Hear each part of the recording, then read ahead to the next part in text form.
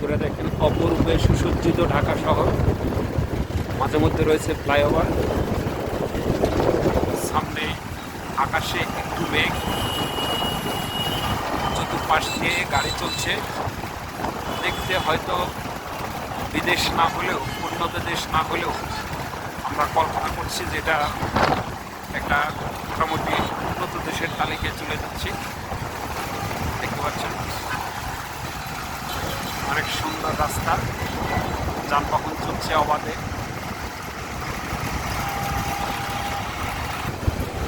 সামনে রয়েছে foot over bridge, দেখতে পাচ্ছেন নতুন হয়েছে, উদ্বোধন হয়নি, মানুষ চলাচল শুরু করেনি।